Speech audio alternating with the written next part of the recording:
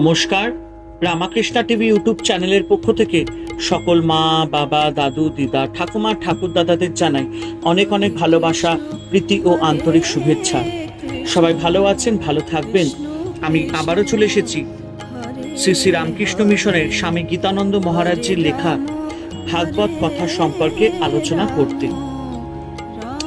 আজকে আমরা ভাগবত কথার থেকে আলোচনা করব অধ্যায় 11 থেকে কপিল দেবভূতি সংবাদ, তৃতীয় ভাগ। কপিল দেব মাতা দেবভূতিকে বলছেন, এবার আমি তোমায় সাংখ্যমতের পুরুষ প্রভৃতি পঞ্চবিংশতি তত্ত্বের বিষয় বলছি। এগুলি জানলে পুরুষ প্রকৃতির গুণ অর্থাৎ অহংকার আদি থেকে মুক্ত হতে পারে। এই পঞ্চবিংশতি তত্ত্ব হচ্ছে পুরুষ এবং পঞ্চ মহাভূত মানে ক্ষিতি, অপ, তেজ, মরুদ, ব্রহ্ম।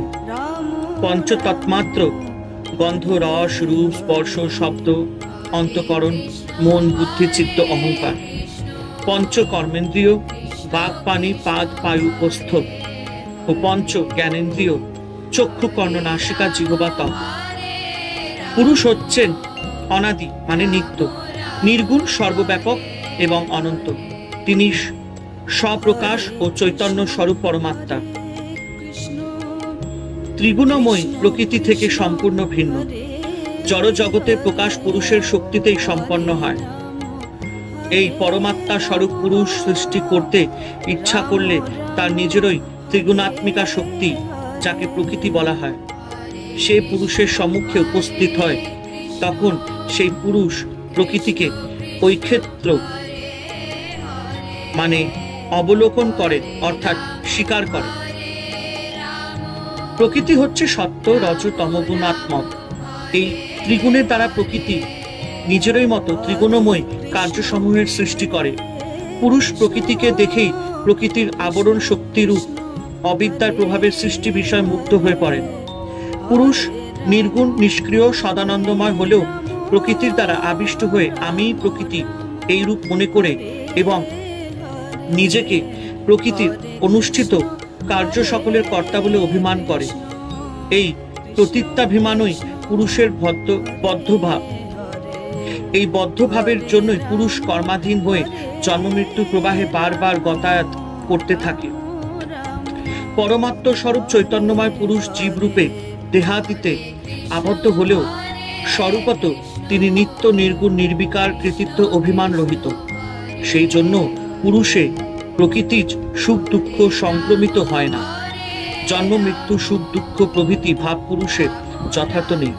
তবু স্বপ্নদৃষ্ট ব্যাঘ্র ভয়ের মতো আমি বিষয় ভোগ করছি, এই রকম চিন্তার ফলেই সংসার বন্ধন ভোগ করতে থাকে। স্বপ্নভঙ্গের মতো বিষয়াভিমানের উপশম হলেই পুরুষের সংসার প্রবাহে নিবৃত্তি ঘটে। সুতরাং ভগবত ভক্তি ও তীব্র বৈরাগ্যের দ্বারা চিত্তকে বশীভূত করতে হয়। চিত্ত বশীভূত হলে আর বিষয়ের দিকে ধাবিত হয় না। চিত্তকে বশীভূত করার উপায় হচ্ছে যম, নিয়ম প্রভৃতি অষ্টাঙ্গ যোগের সাধন, মানে যম, নিয়ম, আসন, প্রাণায়াম, প্রত্যাহার, ধারণা, ধ্যান ও সমাধি নিয়মিত অভ্যাস করলে চিত্ত একাগ্র ও বাসনা শূন্য হয়।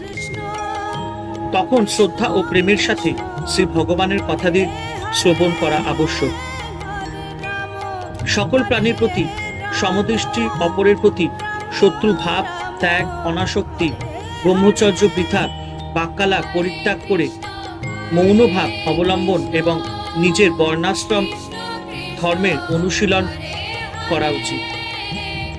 চেষ্টা ছাড়াই প্রারব্ধের বশে যা উপস্থিত হয় তাই ভোগ করে সন্তুষ্ট থাকা পরিমিতাহারী হয়ে সর্বদা পরমার্থ বিষয়ের চিন্তা করতে হয়। নির্জনে বাস করে রাগ, দেশ, লোভ, মোহ প্রভৃতি শূন্য হয়ে সকলের হিতকারী হওয়া আবশ্যক। আমি এই শরীর, আমার স্ত্রী, পুত্র ইত্যাদি আমি আমার ভাব ত্যাগ করে প্রকৃতি পুরুষের স্বরূপ প্রকৃতি থেকে পুরুষ সম্পূর্ণ আলাদা। এইটি হৃদয়ঙ্গম করে যারা একমাত্র শ্রী ভগবানের চিন্তাতে নিমগ্ন থাকে তারা আত্মতত্ত্বকে উপলব্ধি করে পরমাত্মার সাক্ষাৎকার করে। দেবভূতি তখন কপিল দেবকে জিজ্ঞাসা করলেন, হে আমার সর্বজ্ঞ পুত্র, তোমার কথায় আমি বুঝেছি যে প্রকৃতি এবং পুরুষ এরা দুজনে নিত্য এবং একে অপরের সাথে সম্বন্ধ। প্রকৃতিতে গুণত্রয়ের জন্য পুরুষের মধ্যে নানাবিধ দেহ এবং ইন্দ্রিয়াদির প্রতীতি জন্মে, কিন্তু স্বরূপত পুরুষ সর্ববিকারশূন্য, কোনো কিছুতেই লিপ্ত হয় না। পুরুষ হচ্ছে শক্তিমান এবং প্রকৃতি হচ্ছে শক্তি। শক্তি ছাড়া শক্তিমানকে ভাবা যায় না। সুতরাং শক্তিমান এবং শক্তির পুরুষ এবং প্রকৃতির পৃথক অবস্থান কি করে সম্ভবত হতে পারে? পুরুষ এবং প্রকৃতির বিচ্ছেদ যদি সিদ্ধ না হয়, তবে কর্মাধি জীবের সংসার শৃঙ্খল কেমন করে দূর হবে? উত্তরে কপিলদেব বলেছিলেন, কর্মফলই হচ্ছে সংসার বন্ধনের কারণ। সাধক যখন কর্মফলে নিষ্ক্রিয় হয়ে কর্তব্য কর্মের জন্য শ্রী ভগবানের প্রীতির জন্য কর্ম করে এবং শ্রী ভগবানের স্মরণ মননের দ্বারা হৃদয়ের ভক্তিভাবকে সুদৃঢ় করে, তখন চিত্তের মালিন্য দূর হয়। প্রকৃতি পুরুষকে ভোগ করায় বটে, কিন্তু পুরুষ যদি বিচারপূর্বক ভোগ করে তবে প্রকৃতি তাকে বশীভূত করতে পারে না। একটি উপমা দিয়েছেন, আগুন যেমন তার নিজের উৎপত্তি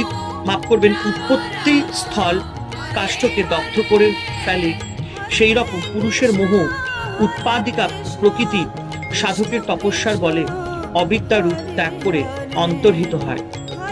তখন স্বতন্ত্র পুরুষ নিজের পরমানন্দ স্বরূপে অবস্থান করে।